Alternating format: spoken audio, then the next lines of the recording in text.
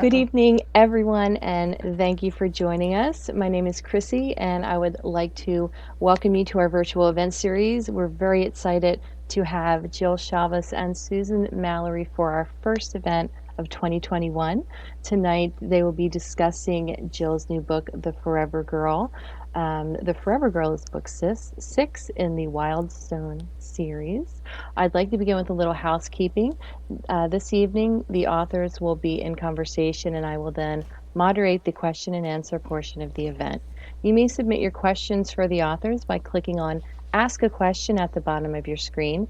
If you're watching from a phone or tablet, click the icon with the question mark to submit your questions. If you would like to purchase a copy of The Forever Girl or Susan's upcoming book, The Vineyard at Painted Moon from the Doylestown Bookshop, click on the button on your screen that says Purchase the Books Here.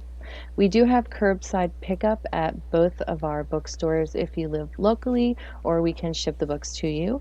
Lastly, I've had a few questions during past events from viewers who are used to Zoom events or Zoom meetings. So, to avoid any confusion, only our guest authors will be on screen and on audio this evening. Viewers will be able to participate in the chat box and, of course, by submitting their questions. Now, a little bit about this evening's authors. New York Times bestselling author Jill Shalvis lives in a small town in the Sierras full of quirky characters. Any resemblance to the quirky characters in her books is mostly coincidental. Look for Jill's best-selling award-winning novels wherever books are sold and visit her website at jillshalvis.com for a complete book list and daily blog detailing her city girl in the mountains adventures. Susan Mallery is the #1 New York Times best-selling author of novels about the relationships that define women's lives: family, friendship, romance. Library Journal says Mallery is the master of blending emotionally believable characters in realistic situations, and readers seem to agree.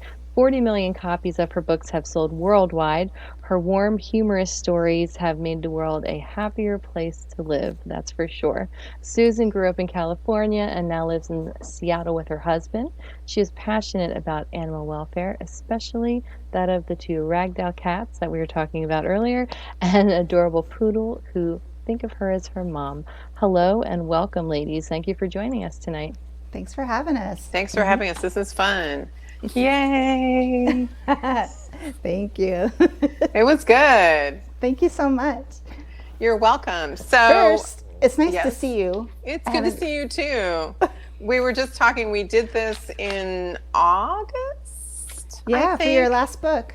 For my last book. So I'm glad we get to do it again. We discussed we are not drinking liquor. This is water. But I do love the cup.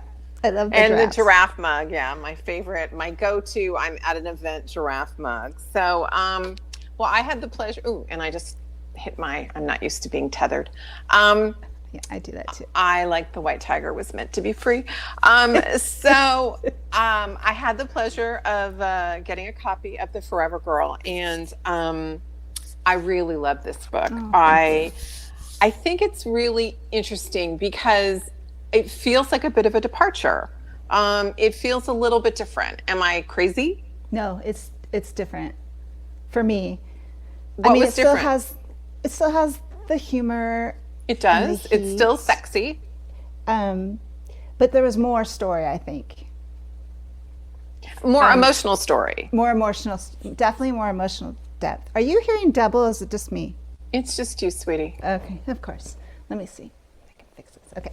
I think part of what makes this story feel deeper is that there's 4 people that were very core to the central story. Whereas normally it's a romance and what's happening around them. This was a story with a romance that just happened to be part of it. I agree. And in a way, for me, I felt it was, the friendships were also a romance. In a way, the friends are, estranged isn't the right word because they're not. They're just not connected. In a way, it felt like they should be. And so it wasn't just a couple falling in love. It was this this group of disparate people who had once been a family finding themselves again. So a love story, just a different kind of love story. Yeah, so there was like a love story between the two heroines, I think. Exactly. And a friendship, the kind of friendship that you make when you're young, it's different than the friendship you make as adults. And you bond in a way that you never get to bond with someone again. So these people are bonded by that childhood. And I think that gave them a different feel. Well, and it's not just that they're friends. They're, and I think we can say this part without it being too much of a spoiler, but three of them were foster kids in this household, and those four are the heart. They become the family. And I've never been a foster child. I can't even imagine moving from place to place like that. So the connection they have, I think, is so much, it's deeper than a childhood friend. It's a childhood, it was a refuge. It was everything to them. Yes. And so having that happen at such an impressionable age for each of them, I agree with you. It would stay forever, and it would alter them in a way. It gives them a connection that is powerful and so incredibly believable and relatable, because and it's ripped apart. Exactly. And so tell us about writing the book. Well, first of all, who did you come up with first? Was it the story? I know you're a character person, so I'm going to say it was character, but what made you start? I've had the idea of foster kids for a long time. I wanted to do a story as adults with a series of 4 people who had been together during a very impressionable time. I'm sorry, I'm hearing double, so it's so distracting. So they were for one summer together and then torn apart. And so I just found it. Yes? I'm sorry, I'm going to try and fix your audio. She will Oh, wow. reconnect. I'm so sorry about that. She is okay. I'm just going to try something from my end. Let me know if it's better for you. It's not. It's actually worse. Okay, I'll change it back. I wonder if it... Oh, that's bad. No, it's still double. You're not hearing double, Susan? No. Okay. I'm not. And I know how hard that sorry. is because you can't think. I know. I find myself stuttering because I'm listening. Maybe I'll try it this way. Do you want to log out and log in? No, let's keep going because this is better with just one. Oh, you took one out? Yeah.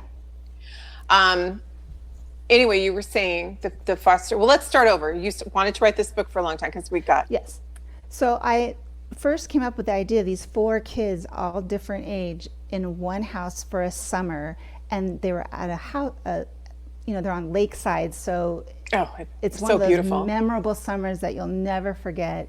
And 3 of these kids, they've gone from house to house without having any sort of parental love, I guess I should say. And, they have all their belongings in a backpack. So when they land at this house, and for the first time in their lives, they find people to bond with and people to love them because, Kat's parents were pretty great. So then it all blows up and they're scattered wide, and the story actually starts when they're all adults trying to find their way back to each other over this. They've come together for a wedding for the first time in a lot of years. So who was it? Was it Kat or was it... Actually, I'm sorry. Maze. For those of us who I asked, I said Maisie. She said Maze. She wins because she wrote the book. So Maze was the one? Yes. So Maze came to me first. She was just a really hard, interesting character because she's kind of rough and tumble and doesn't let people in. But these people she's let in. And so it's hard for her. The separation was hard, and coming back together was hard to reopen her heart to these people. So she was in my mind first, and I thought, well, what's the worst possible thing that could happen to her is that she has to see these people again knowing she has secrets that she kept from them very purposefully. So that's where the story began.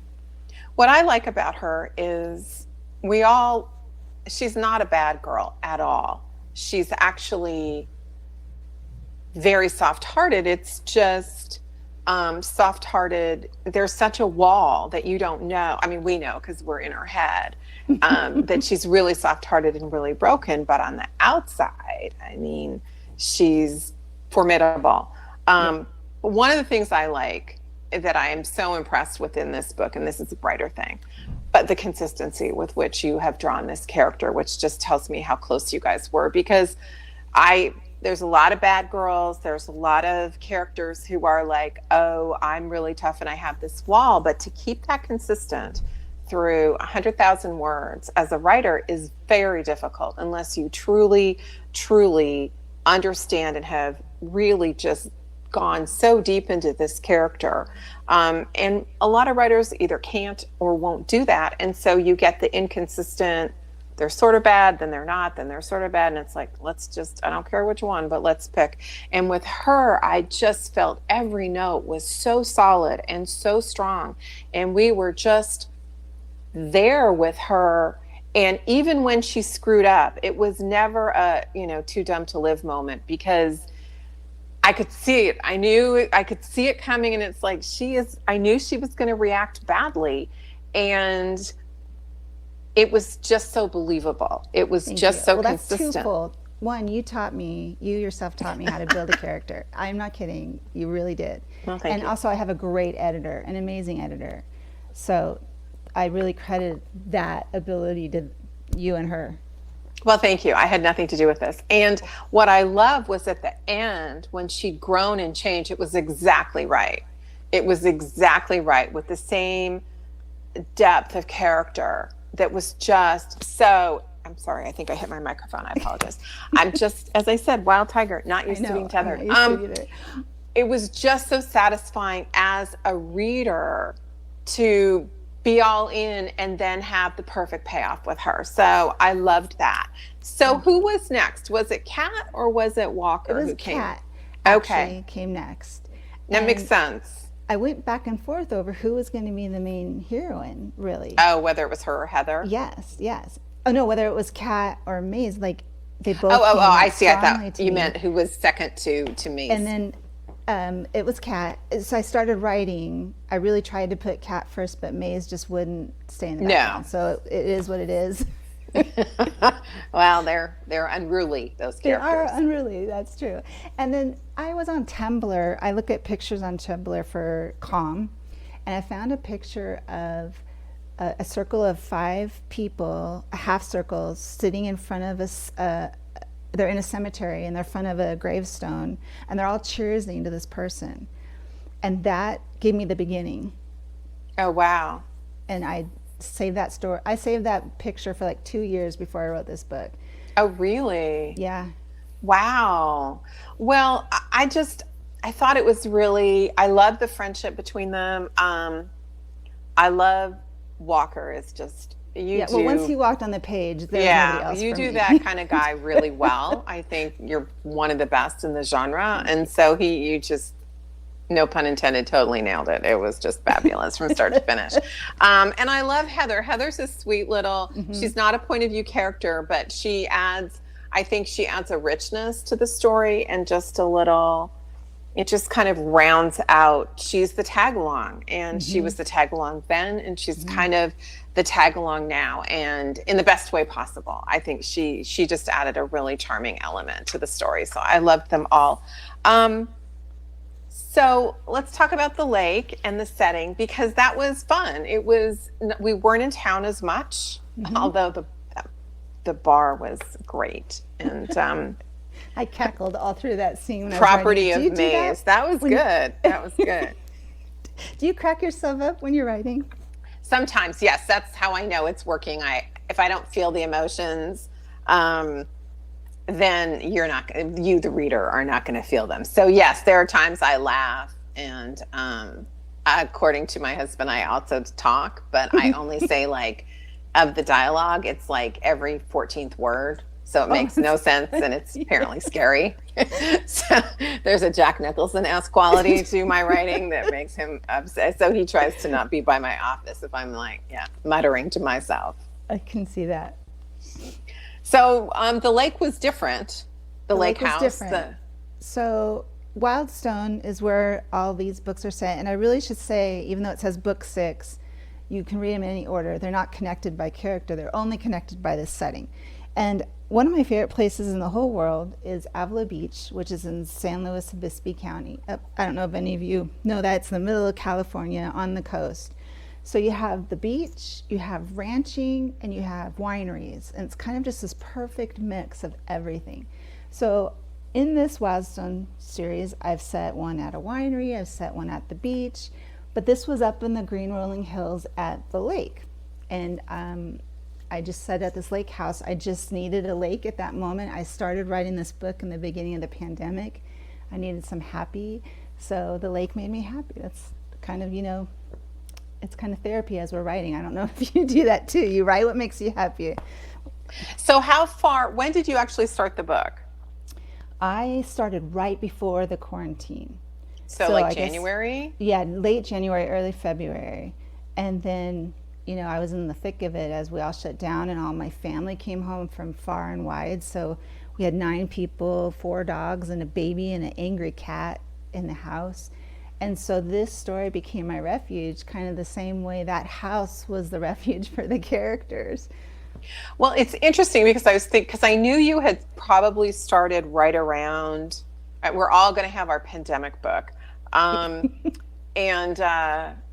so, because in a way, Kat she locks them down. Mm-hmm. It's guilt more than a decree from the government, but very similar. Yes. And I wondered, you had to get them to stay. So you had actually already planned your lockdown before the real one happened. Yes, I had. So it was just a coincidence. It's your fault. But when I first started writing the book, and I don't want to give anything away, they actually thought they were all coming far and wide for this wedding that was going to happen at that weekend. So nobody knew they were going to have to stay. And then as the world got shut down, I started to think, you know what? I'm going to shut these people down too. I wondered. So was it hard for you to write during the I know this was a happy book to be writing, but was it hard? I found it incredibly hard to write while that was all going on. Like the world felt it was falling apart. And then it just kept getting worse and worse. And there were fires and there were killer bees. And then, the whole. Yeah, we had the hornet thing up here. Yeah. But you had the fires. Yes, there was a lot of fires and we were right in fire country. So I was very distracted. This book took me a long time, longer than it usually does. Well, none of that shows because I think this is one of your best. I never want to say any book is my favorite because that feels mean to the other books. I know they get sad. But I just think this one, you knocked it out of the park. You always do a great friendship story and you always do that really sexy romance well, but this one just feels different. So thank you. I wonder if from you. You're welcome, but I mean it. I wonder if, and this is going to sound really weird, do you think it's possible that the upset and the pain pushed you to a different place in your writing? I wonder myself. I don't know. I felt when I was writing this book, especially in the second and the third draft, that I was going deeper than I had gone before. And so I wonder if my own pain, everyone has their pain this year, helped. Not that I want to go through another year like that, but it does feel different. This book felt different. Yeah, I can see that. So we had talked, this is not a question, I ran the questions by her, so she knows this one's coming. But I don't know that readers know this about you, that, and this is what I said in the question, Jill and I have known each other since the girls were little. And mm-hmm. she and I were both first published. And one thing that has always existed in your life, and I don't know if I guess my first question, it's a 2-parter now. Did this happen to you as a child? Were there foster kids in your life when you were growing up? There was not, but I had a very difficult childhood, and I used to dream about the fact that it was maybe I was adopted and there was another family out there that I fit into. And what if I was a foster kid? I used to really fantasize about that kind of stuff. And I always wanted siblings, sisters especially, so I'm always drawn to reading and writing that kind of a relationship. So it's nothing personal, this is all true fiction, But it was a fantasy for me to bring these troubled kids, because I was a troubled kid, together and to give them a family, the family that they make, right? Not the family that they're born to. Well, and then this is the part we did talk about, which is what I have known is almost all your, I mean, when the kids were like 3 and 4, obviously this wasn't happening, but you've always had extra kids in your house. We've always taken people in. And not officially. It's not been, never officially. Just kids who needed it at the time. And it was always a need for that. And it surprises me how even now there's so many kids in danger of slipping through the cracks. And so we just tried to help as many as we could as it happened. And, a couple we actually kept for years and years and years. Yeah, a long time. Ours. Yeah. A long time. Yeah. So are any of those experiences in the book, or was it I just... think so. Maybe that's where some of that came from. Like Heather, some of the things she's experienced, we've had people here who had that happen. So, I just want to give everybody happy ending. That's just all I ever want to do. Oh, I completely agree with you. It's just, yeah. Especially now. It's like, yes, we want happy books. So we touched on this a little bit before. Oh, they're saying you're awesome. Oh, we touched on this before that you had started, it was Caitlin's book, and I'm glad you went the direction you went. I love her story. I love everything about her story. I love the perfection of her life. I was inspired to it, but it just seemed like so much work. Plus, I think perfect people probably shower every day, and it's like, yeah, that's been one of the best things about the pandemic is I used to say that, and people would look at me like I was insane. And now on Zoom meetings and stuff, and I talk about, you don't shower every day, they're all like, oh yeah, no, you don't. So thank you for finally catching up. And I know you're the same. It's like, yesterday, tomorrow. It's unless I'm going out. Why? I mean, we talked earlier in the day about how I couldn't find mascara there. Like, I don't know, haven't used it in a year, so. Oh, I have my I'm going on a internet call kit. And we refer to it as tarting up in my house. And I've got all my stuff. And and I pull out my little kit and I have my magnifying light. And it's like, okay. I'll have to do your trick with your lights. I'll have to. I've got the Zoom lights. They're nice. They're halo lights are our friend. And poor Janelle, my assistant, has to do pre-meetings with me as I check the background and the light. I've actually had to move things. She's like, sweetie, it's growing out of your head. Move it. We should give her a shout out because she's pretty amazing. Janelle is very amazing. And I have been watching. She's drinking real coffee at whatever time it is. She's 3 hours ahead of us. She's 2. Oh, 2. So yeah, it's 6:30 at night. So I expect her to be up and busy well into the wee hours. So let's talk about. So there's 4 members of this little cadre, but we do not get into Heather's point of view, and I'm fine with that. I'm just curious as to why you made that decision. I assume it was a space issue, but tell me I'm wrong. A space issue. It was also that it was hard for me, and it was hard enough to do Walker, Cat, and Maze. We should also say, like, I wrote this book on, a year ago, right? And I've since written another book, and I'm actually doing copy edits on another book. So it hurts my head to think about. But anyways, those 3 were a lot. They had very full stories. They had their own story. Then they had the interspersing stories. And I just thought it would complicate things to give Heather a point of view. Well, and her story is delightful. I love it. So how did you plot this book? How did you physically separate, weave? How did you do it? Because I know you didn't do it my way.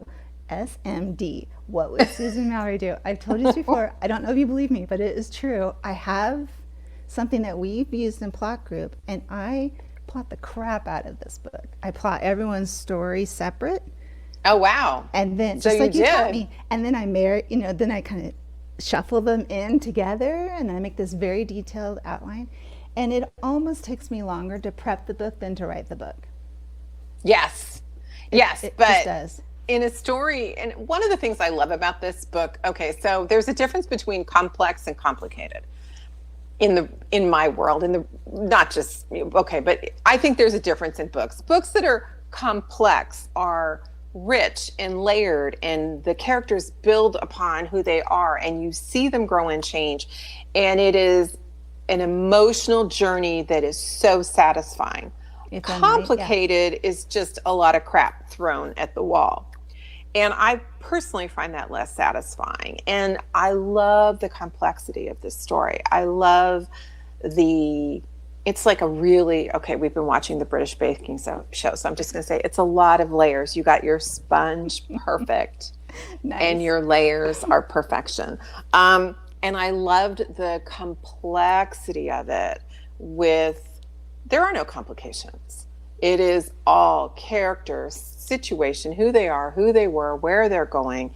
And it's like you get to spend this wonderful time with these people that you like and hope are going to work it out. And it's just around every corner is a satisfying shriek or laugh or oh my god moment that is just it's just you did such a good job. You did such a good job. Thank you. I think it was fabulous. Quarantine had something to do with that because you're locked up in your room so that you don't have to hear the chaos outside the door.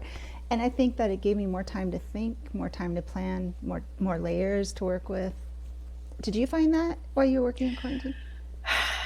Quarantine for me has been a very up and down thing. I mean, I'm like you. During quarantine. We did move. We lived in a condo, a semi-urban condo, and it just, every day it got smaller. There's 5 of us. There's Mr. Mallery and myself, but there's 3 pets, and it just, I ended up having to drug my cats so that we could sleep through the night because they were bouncing off the walls, which is weird. We lived there a while, but suddenly it got small for everybody. So yeah, we're in a house now and it's nice. And it's a lot more room. And did you do more or less writing? That's a good question. It was okay at first. It's gotten harder now than it was then. I'm sorry? We've been doing this a year now. Yeah, it's harder than it was. I will admit that. At first, and I'm sure you shared this, I was very smug at how hysterical everyone was about working from home. It's like, and I would get the questions, is it hard for you to work from home? It's like, I've been doing this since college. I work at home. And again, as I said before, the shower thing, when they stopped being so sanctimonious about bathing every day, like, that deserves an award. So in some ways it was just a constant shock. Every few weeks it was like, oh my God, oh my God, oh my God. And that it is difficult. And our job is to make people we've never met feel the emotions we want them to feel at the time we want them to feel it, regardless of where they are in their lives, what they're doing at that moment. And I think as a writer, it's a lot of out, if that makes sense. It's a lot of, it's draining. Yes, giving of yourself and sharing the feeling and living the emotion. And there's less in than usual because of what we're all going through, and the anxiety and the fear and the uncertainty and all of that. I think I was doing okay. I'm doing less okay now. It's harder. It's just harder now. It's just harder. Because to write, we have to live. You have to be out there experiencing stuff. And we haven't done that in a while. That's hard. Yeah, nobody wants me to write a novel about the Great British Baking Show. Although I'm comfortable, but I just feel there would be the fascinating editorial call if I tried to do that. But you're right. I hadn't thought of it that way, but we are supposed to be out living and experiencing life. Now, you live in such a great setting that you get to go. Now, yes. I don't care for the outdoors, so I'm fine. But you like it. You would hate it here, but I have not felt cooped up until very recently because we have a big house, and even though it's filled with people, we have a lot of land, and I'm still outside. I'm walking and I'm getting around, but I miss restaurants. I miss Target. I miss just driving somewhere. I miss the beach. We usually take lots of trips. We've taken no trips. And so for that reason, maybe that's why I wrote more. Maybe that I just have had more time. Well, we did a VRBO, and just so we took our sacred, our sacred wipes with us, the great wipes and the gloves and the hands, and we took it all and then wiped everything down. Never ate out, but at least we were trapped in a different setting. So you might think about doing that, being trapped in a different setting. But it was pretty funny. We had to take a lot more stuff than normal, and yeah, takeout. But it was different takeout. That was exciting. Yeah, that's helpful. But yes, Mr. Mallery is quite the car guy, and you can never. I mean, I can't even bring a closed water into some of the cars he's had. We can now go because, like you, I love Taco Bell, and we take little towels to put on our lap, but we eat Taco Bell in the car, and I just never thought he would allow that. It took about 7 months into the pandemic before he's finally like, yes, we can go to Taco Bell and eat in the car. Like, because the guys are car guys. Yeah, like savages. It's like, so yes, it was, but I'm with you. We miss all that stuff, and we fight over who gets to go to the grocery store. It's like, no, you went last time. It's my turn. I have not been in a grocery store all year. Not one time. Really? You send the kids? Yeah. That's what they're okay. Because I was going to say, you're feeding 9 people. Somebody's going to the grocery store. Yes, I'm not cooking either at all. There's always somebody else. Yeah, we talked about that. I'm really bitter about that. I'm cooking like all the meals. That's hard. It is hard. It is hard. And it's not even the cooking, it's the planning. Yes. And, you know, how many times a week? It's just butternut squash is so easy because I buy the little cubes. I confess I don't do it myself because I would hurt myself with the big knife. I have a limit of knives that I'm allowed to use. And so you just throw it in the steamer. It's done in 10 minutes. But I'm thinking every third day is too much for the butternut squash. So I'm going to have to find another go-to vegetable. Okay, we have digressed. I mean, we have the project of the logistics of keeping 9 people in toilet paper and enough food for 3 meals a day, right? Oh my God. It was very interesting. I hadn't even thought of the toilet paper. I mean, at least you can buy it now. Yes, there was a time. Did you guys ever have like a shortage of anything when you thought we're not going to get it? We did start to run out of toilet paper. So my husband went to Costco and they were out. So only thing he could find in all of the town was those big airport rolls. Do you know what I'm talking about? Like yes, I do. Yeah, that you're supposed to have a machine to put it in. No machine. So you just leave it on the table and you grab it before you go. When you got 9 people. Well, I made an accidental buy in January because I'm very distracted. We can talk about our ADD if you want. But I ordered toilet paper on Amazon. I just did. I always did because we live in a condo, and to come up from the parking garage in an elevator, I only want as much as I can carry, and toilet paper is like a whole arm. So I would always order it, and I was thinking I want those big 8-packs. I wanted 6 of them. Did you fade out? What? Are you there? I found you. You faded out. Oh, I'm sorry. Okay. Are we back? 6. I think so. Okay. It might be me. I don't know. I'm still here. Are you there? Okay. So you ordered your toilet paper. So I ordered, and I was thinking I want a box of 6. I accidentally ordered 6 boxes of 6, and everybody made fun of me. Of 6. 6 of 6. When they came, and then the pandemic hit, and it's like, we have toilet paper for a year. I know, and it's all just because I wasn't paying attention. So tell us about your next project, which has the best title ever. And then I want you to tell us about your book. So my next book is January Love for Beginners, and I might even have it right here. Yeah, so this is what it looks like. It's great. Well, you always have great Backwards, covers.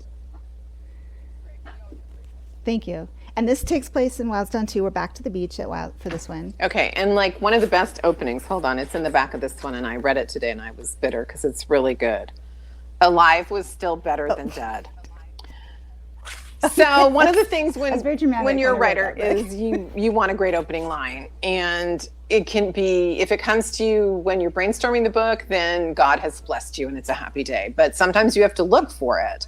And Jill, can you start without an opening line? I cannot start with an opening line and it will change a million times. Oh, really? Even slightly, because it has to be perfect. Oh, no, I have to have it, and it almost never changes.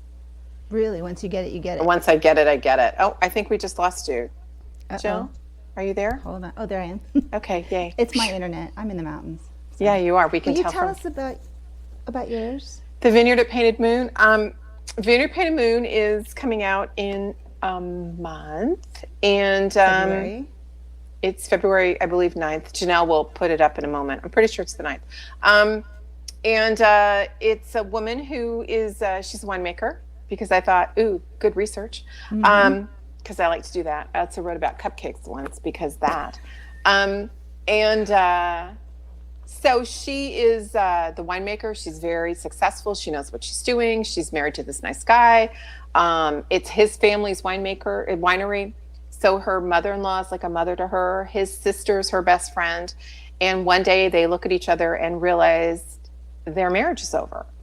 And it's hard enough to lose your marriage, but in her case, best friend, she's going to lose everything. Her family, her job, her friend, her mother. And that is what it is about. So it is basically Mackenzie's story. What does she do? Does she stay as an employee? Does she follow her dream? And I love the idea of the hard decision. And so when I start a book like this, I usually am writing about a thing. One book I wrote was, what does it mean to be a mother?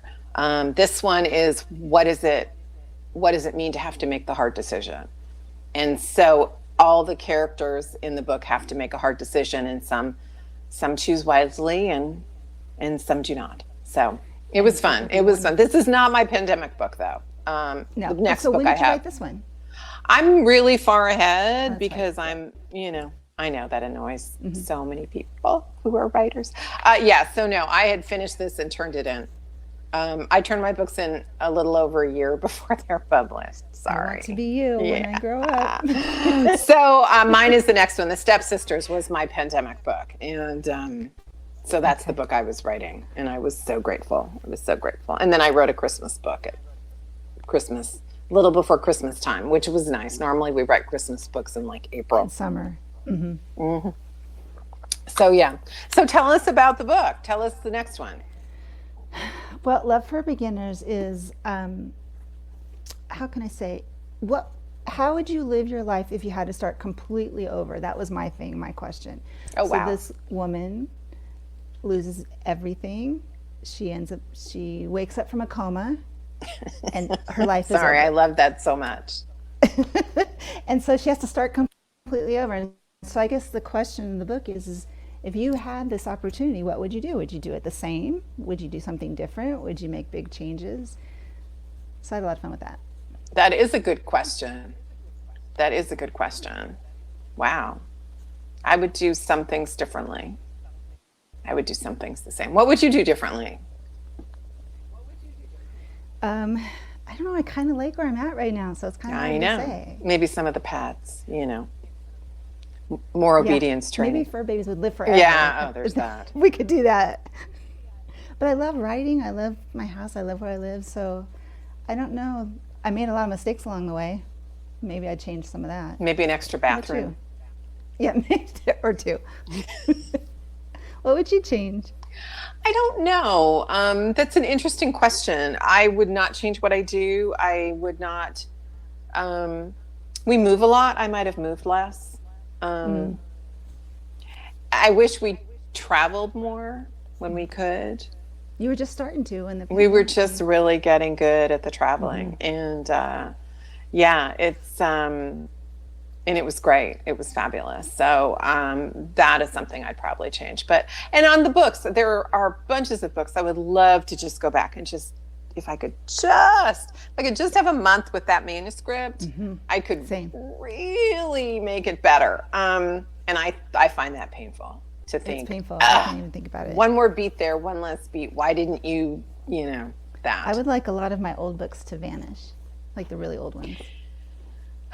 Yeah, there's a few that I'm like, but I have a very wise friend who always tells me that every book is somebody's favorite. And And so there's that. And I'm sure you've had this too. There are books you write when bad things are happening.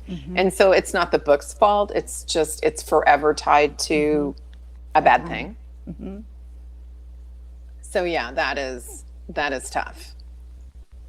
So yeah. It's just crazy, but interesting. I look forward to it. Good follow up to this. Thank you. And Are I any just got and yours, and I can't wait to dig in. well, it was a lot of fun to write, and there's some interesting things in it. I don't do villains, as you don't either, but every now and then I do a villain, and there's a villain. Is there a good villain in this one? There is, sort of. She does not start out that way, but yeah, she takes a path. As I said, bad decisions. People make bad decisions. And for all of you who have ever said to me, Mayor Marcia, no, but you want older couples having sex, there are old people doing it on the screen. We see it in the shower. Wow. Yes. Wow. Naked. I did that for everyone who's like, I want to see old people. It's like, there they are. Naked. Do you get that a lot from readers? I do get it regularly that why can't they? Because we joke as writers, the universal heroine age is 28. And they're around 28 to 32-ish, just because they just are.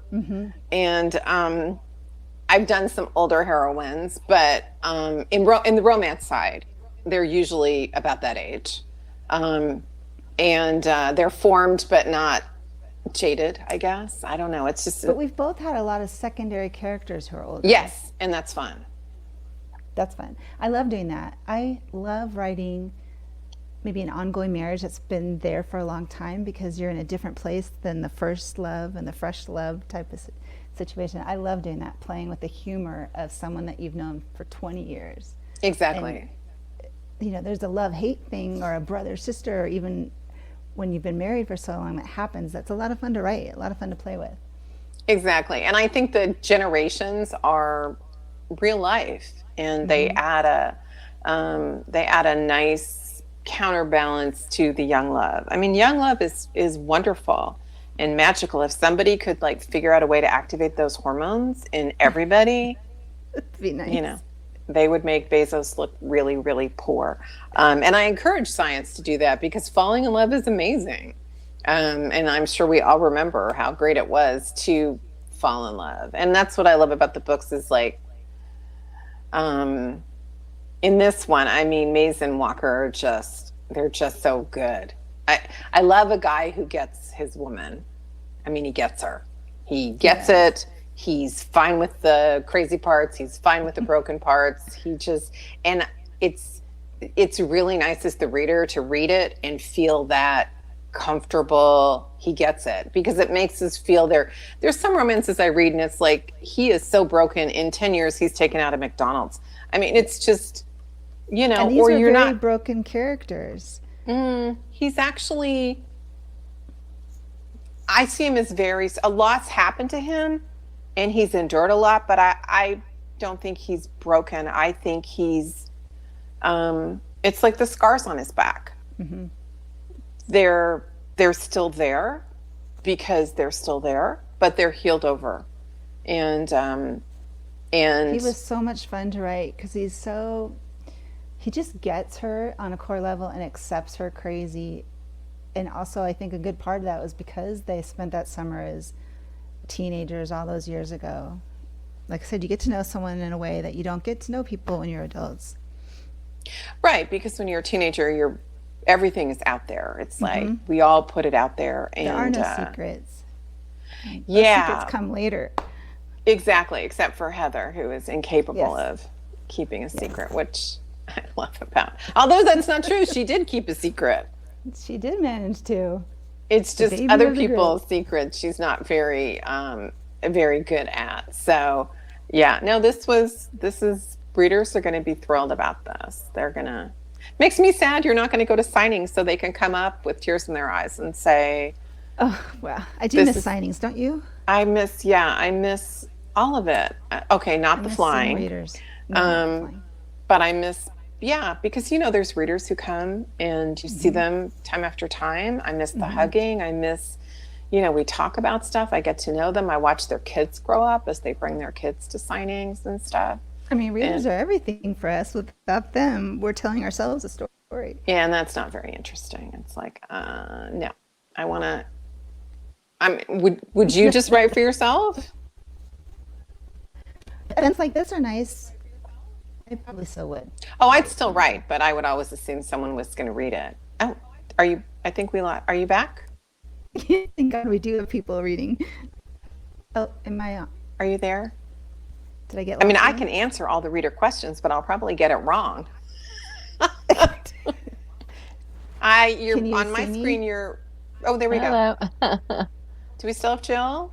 I still see Jill. I know Yep. that she's a little fuzzy. I think there might be a Wi-Fi issue there. I Yeah, it's apologize for me. that.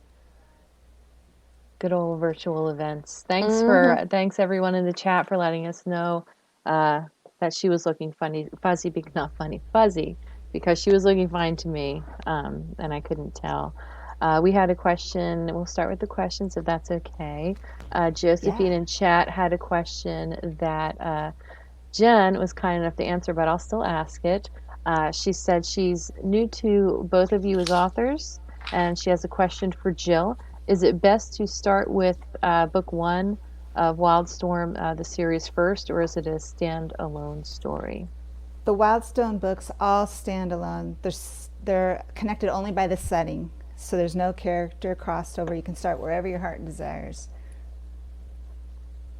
Oh, and Xena, we miss in-person events too. Xena mentioned how she also misses in-person events. We miss them so much. Hmm. We used to host many events in our store, and we really miss the interaction with the authors and the customers, but we have this for now, so at least we can all meet here and And this is nice talk about too. Maybe books. even more people Yeah, can come to these. that's a good point. There's pros and cons to everything, so that is a Well, pro. and you guys, you do a wonderful job of hosting. I mean, Oh, these are just a oh, very nice package, and I hope everyone thinks of the bookstore and getting Yes. books there. Yes. oh, thank you. Also, this is a good time to remind you if you haven't purchased the book or pre ordered Susan's upcoming book, click the button on your screen that says purchase the book. Oh, and Susan, is yours a standalone, right? Oh, yes, it's a standalone. It's set in Walla Walla, Washington, which is a real place.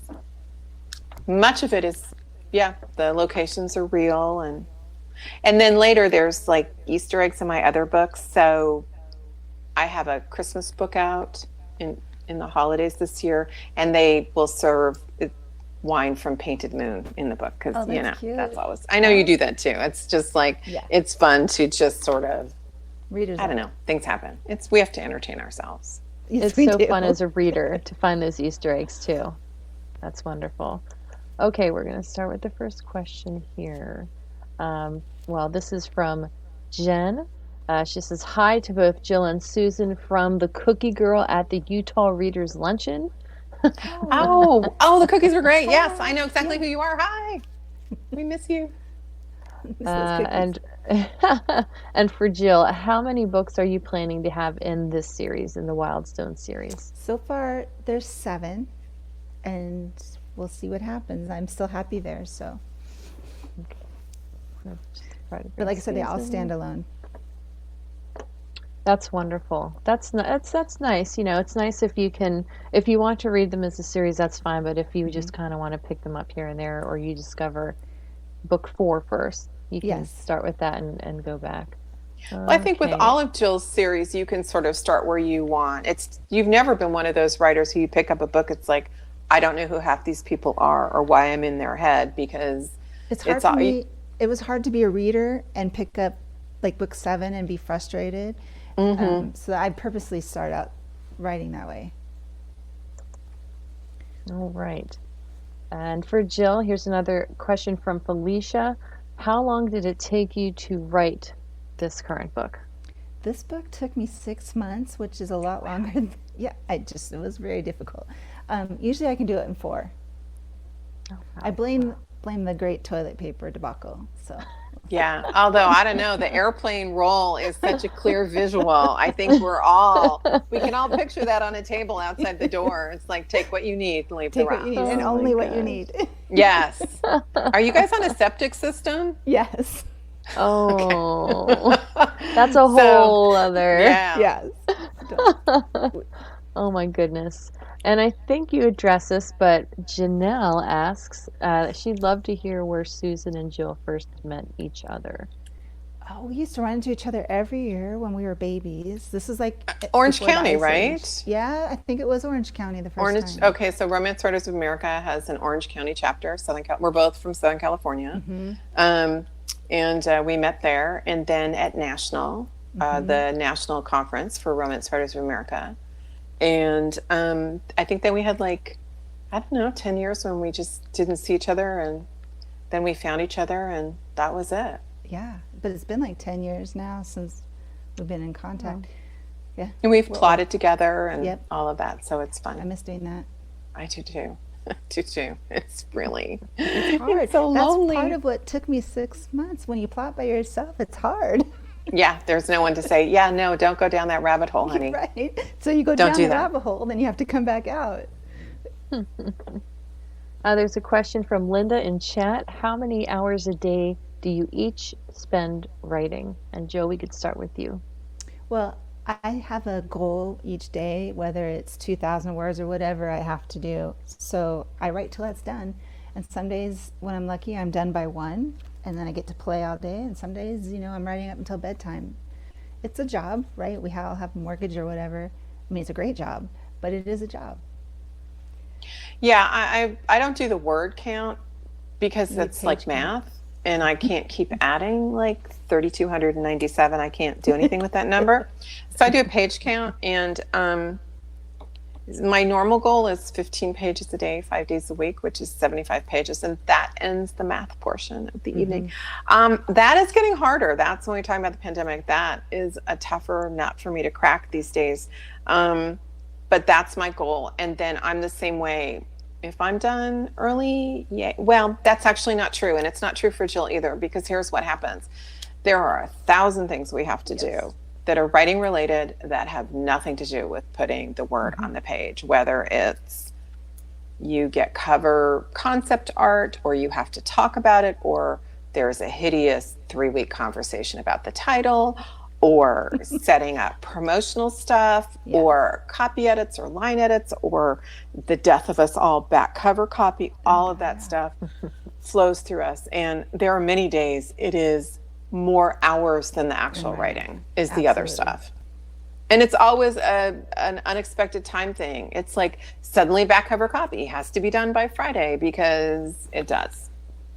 And I never factor that in when I'm planning how long I need for a book. You would think how old I am and how many books I've written that I would be smarter by now, but I still forget. No, none of us. And you can't know. And it's the day you didn't sleep, or your tummy's upset, or whatever. That's the day they need the most mentally challenging thing, whatever it is. And then there are entire discussions about font, but I don't do that. That's Janelle takes, and they apologize if I accidentally get on a font related email, because they know that sends me screaming into the night. It's like, nobody cares. Just use Arial and leave me alone. Yeah. Okay, this question is for Jill. There's actually 2 questions I'm going to put together. One's from Clarissa and one is from Sherry. Let's start that again. Will there be more books on the other characters in the books? Are you expanding on their stories? There are some secondary characters that people keep asking for, and I intend to write novellas for those people. But for now, I'm writing these books that are, a capsule. I feel like when I'm done, I'm done. So there's not a lot of story left to tell for these people. But I do think it's fun to do short novellas and update people where they are now, what's happening now. I do that in my newsletter sometimes. But for now, I feel like the stories are all right there. The good parts have been told. All right, and there's another question from Jen here, and this could be for both of you. And we'll start with Jill. Do you ever find your characters end up with different people than you originally planned them ending up with? Yes, and in fact, that happens in this book, which I'm not going to give any more detail No on. Really, spoilers. that was not planned. Cat's story was not planned. I did not plan for that to go the way it went. Okay. All right. Someday we'll talk Interesting. about it. Yeah. When everyone has Wow. a chance to read, I don't like to give spoilers. How about you? No, you don't want to give a spoiler, and that's a good one. No, I'm going to say no because I plot my books in advance, and I work out all my drama mostly, almost always, in the plotting. Yep. So, no, they surprised me, but that would be forbidden. We would have a serious sit down. Discussion. We would have a Love serious this person. Well, and I have had characters where I keep looking for who they're going to fall in love with, and it takes a long time. I had one character who took me like 6 years because he was difficult, but finally found his woman, but it was challenging. And that's interesting too. I've never heard another author. I do this. I have stories in my head for down the road, but Yeah. they're not ready to be told yet because I Yeah. can't see their mate or I can't see their problems. Or it's one really great line. It's like, well, that's really nice, but there are, 999,967 words left, and I only have 12.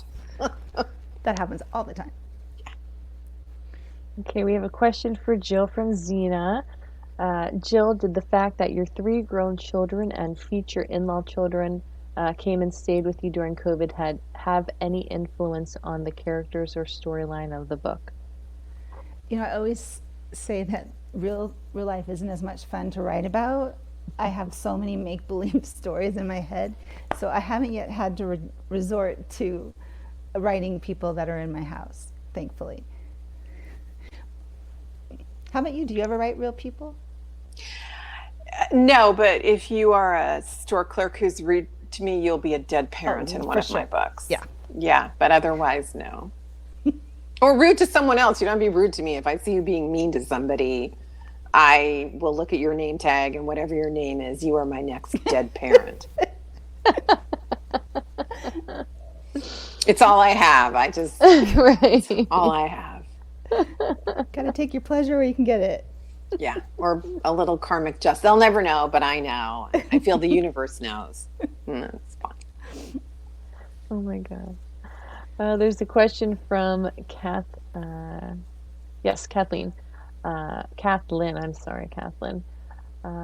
We did talk about your daily word count or how long it takes you to write, but she's wondering if you have, other than that, what's your approach to writing? Do you have an everyday routine or discipline that you follow? Well, I'm ADHD, as is Susan. I'm unmedicated, and so I have these little rituals to keep me on track. So if I don't start writing in the morning before I do all the business stuff that Susan was mentioning, I have to write first, or I'll never write. If noon has come and gone, I can't start that late. It's something about my brain. It only works in the morning for writing. So that's a weird little thing I have to do. And I have to have like my glasses and my ear pods and my computer, my laptop and a drink. I have to have a certain setting. But we are what we are. I'm assuming you're a little bit of the same. I don't have the H part. I just have the ADD part, and I do occasionally medicate. It always makes me laugh. The pharmacist's like, but this is it's like, yes, and then I cut them in half. The world's tiniest dose. But if I don't I have my thing. I check email. I go hang out on Facebook, and because that's fun.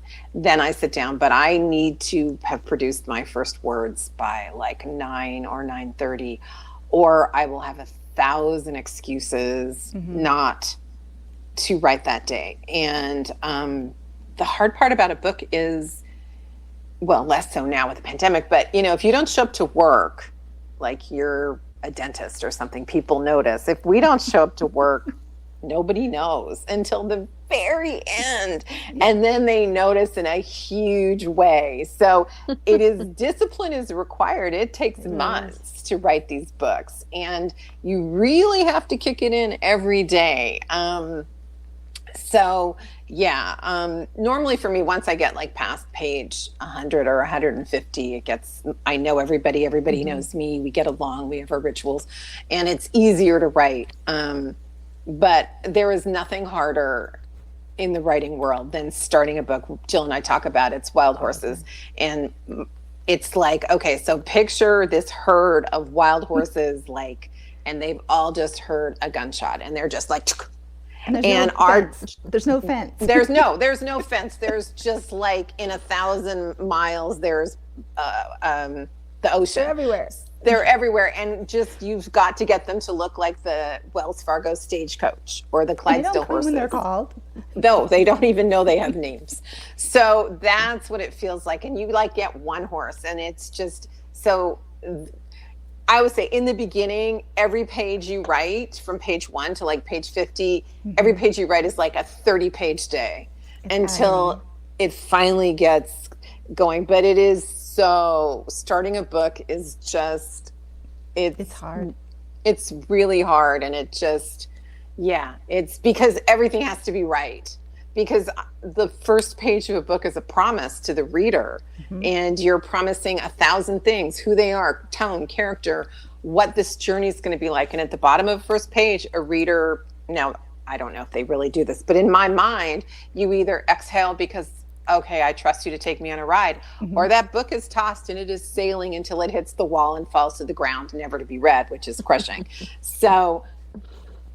And okay, there might be a little bit of self-induced pressure in this, but that's what it's like. It is.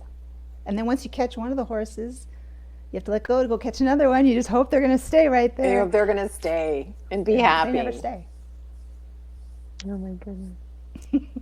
Okay, we have another question from the same viewer. It's for Jill. Jill, in other books of yours that I've read and enjoyed, it seems as if there are characters who create walls or feel less than or feel insecure or maybe like a victim. Are these based on any personal experiences or experiences of friends? I try really hard not to do that. I like to make stuff up. That's part of the fun for me. So also we write contemporary, so we don't have ghosts, we don't have a zombie apocalypses, we don't have these kind of external conflicts. It all has to come from within, and you have to do a journey for your characters. And there's really only so many things in today's world that you will believe what holds a person back from opening up or from loving someone. You feel that way too, Susan?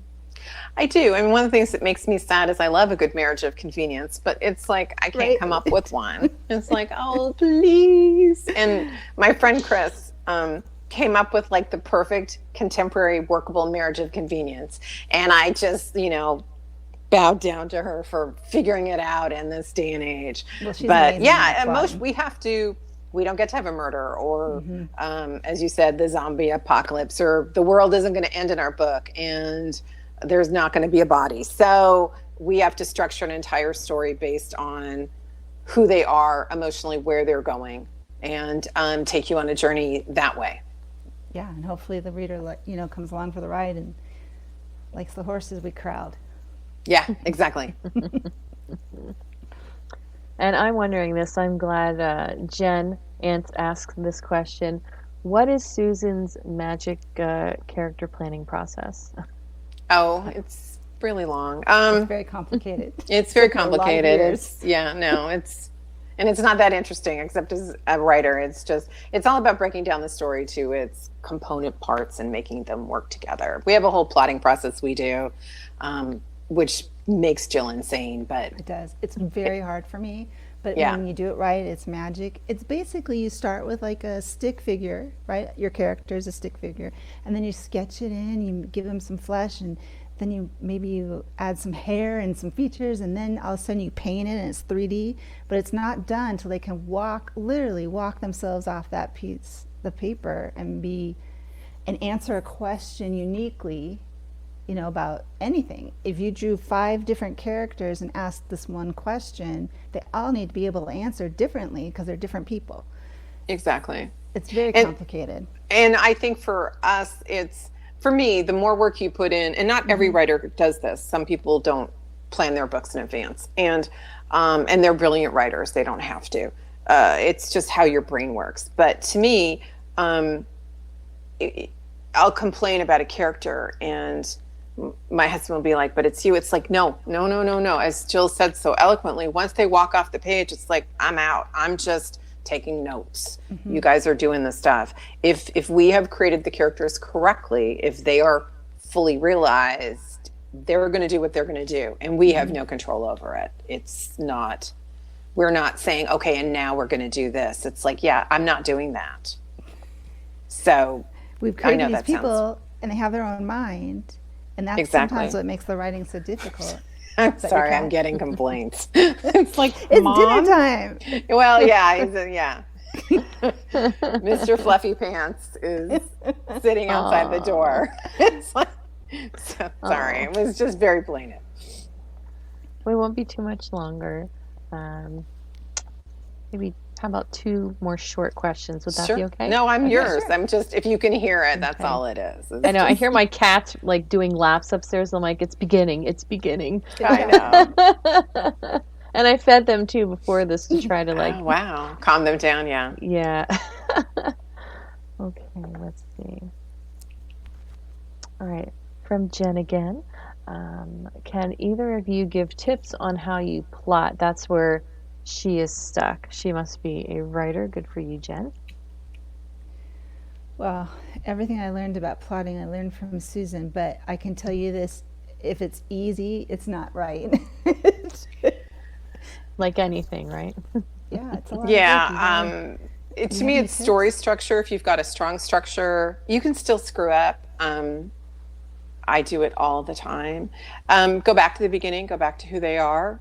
Are you being true to your characters? Because I think, unless you're writing like a thriller kind of thing, it all is about character. It's all about who they are. And so much more than even just drawing these people so they can walk off the page, like you need to know their fears and their goals, and the plot should like take you through this journey of those facing the worst fears, and maybe their goals change as the story goes on.